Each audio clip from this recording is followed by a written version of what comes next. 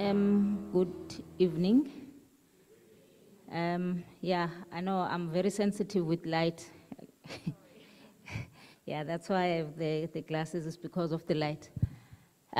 Yeah, first of all, let me just thank everybody that put an effort to save the Wild Coast. Without all of you, that Wild Coast would be gone long time ago. I think you deserve a big applaud of hands for yourselves. Yeah, I'll try to be short, and I'm not even entirely sure how much time that I have to speak, because I used to shout and talk in the Imbizus. Now I can talk the whole night.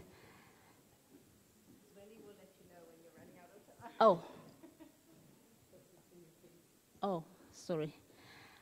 Yeah, the award that we won, it was the biggest surprise for both myself and Zugulu. And I'm glad that he's here, because without his effort of the love of the Wild Coast, as a born and bred there, this award was going to be impossible. That is why I really appreciate for him to be present. And sometimes to speak when your teacher is present, you lost the speech. Yeah, the case against Shell, it was the first case that united South Africa. Mostly we deal with many cases, but fighting in different corners. But this one, it did unite South Africa, inland and coastal, which was the big effort, and also to show the other countries that when we united, we do more wonders.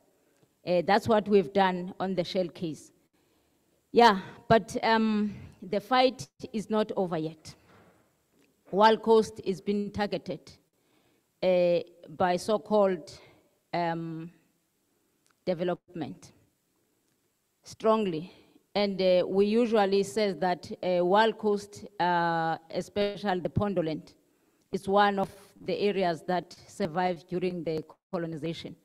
It survived to not to be colonized. Now, it's very clear that the unfinished business is here to be finished now. If you look, the plans that have been put on the Wild Coast are really scaring, really, really scaring. And Wild Coast is one of the precious, the small egg that all of us, we need to hold it to make sure that it doesn't go on the ground.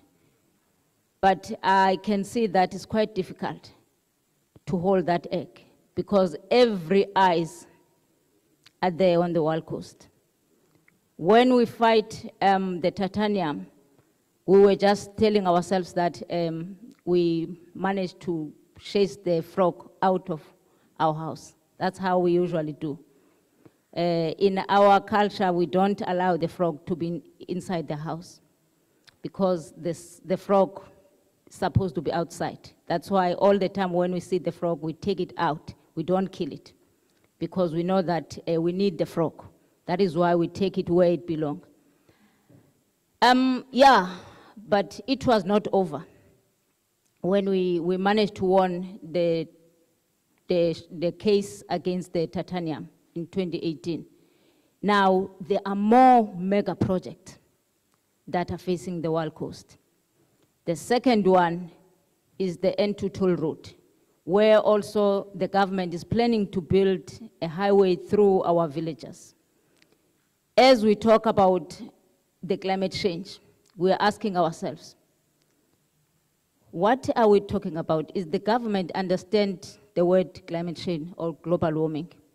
When they decided to build a highway in a critical biodiversity area, it's not even sensitive, it's critical. But they put the plans to build the highway there. And who is fighting for biodiversity are the communities. They just do the work of our government, because it's the government that they should consider that, because we have a Department of Environmental Affairs, where they must play a role to make sure that even if we do want development, but development must not trump biodiversity. Biodiversity today, we need it more than as we needed before. But we can see that the plans are not changed. But the climate is changed. Why the plans are not changed? It's because when it comes to biodiversity, we always compromise. I know that government always says that let's make a balance for environment and development. Honestly, there is no such called balance. The only balance they're talking about is to compromise environment. That's the only balance that they're talking about. That is why the biodiversity is not a priority. The only priority is to make profit out of the crisis that we are facing. And it's not only end there, because when it comes to the end-to-toll route, we're not just saying you must not build the road. We said that the road must not be built in a critical biodiversity area. There are alternative routes that the government must take it to preserve our environment, just for once. But everywhere where you go out, they said that Amadiba Crisis Committee is anti-development. They don't want to see development. Nobody in Amadiba says that the road must not be built. But we said that you must not build here, but you must build 15 kilometers away from the coast.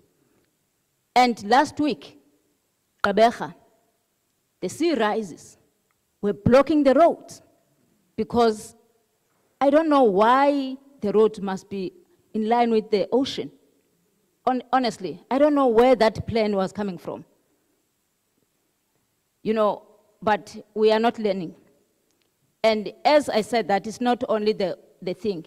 Again, you hear most of the time President Ramaphosa speak about the smart cities. Again, the Wild Coast is being targeted to build these coastal cities where people are going to live. Because when you build the coastal city, today we are talking about the climate change. We are talking about the climate catastrophe. But the government is still busy talking about building the coastal cities while the sea rises are very high. We are living along the coast. We're born there for centuries. But the sea rises. It's really scary for us that we are living along the coast. But they are still busy going to build the coastal cities. Those are the things that worries us. And it was not ending up there. Again, oil and gas at the Wild Coast. Again, we just work to say that no oil and gas in our ocean. Our ocean is a sacred place for us. It's not even a place to go and take some tours. It's a sacred place. If you destroy the ocean, you disconnect us to connect with our spiritualities. And they know very well that the right to culture is our constitutional right. And that right, we must defend it, no matter what's happening. Because when we stand up and defend those rights, we've been seen as people that we are against the development. Why cultures are so important? The culture, it helps the human being to connect to the nature.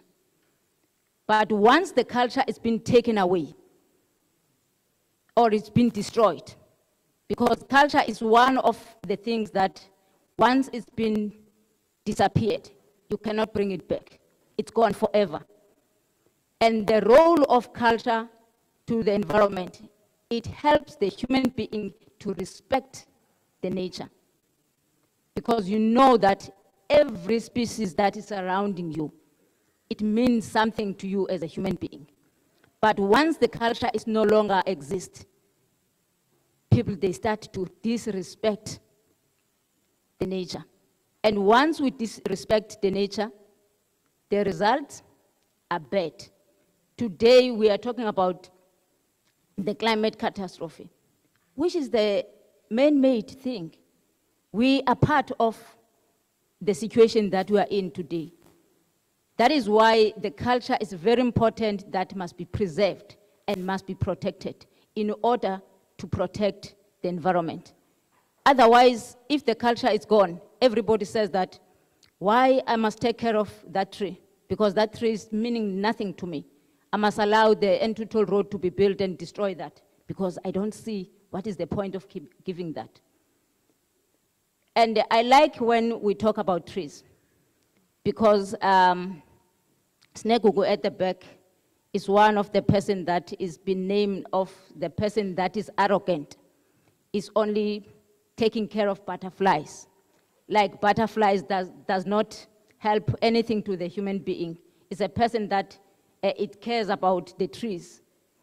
Honestly, the trees bear food, the food that we eat. Without these butterflies and bees, there will be no cross-pollination. We need the nature, but the nature does not need us as human beings. The nature can live very well without us. We are the parasites to the nature. But we have a role to play to take care of nature in order for the nature to take care of ourselves. I thank you.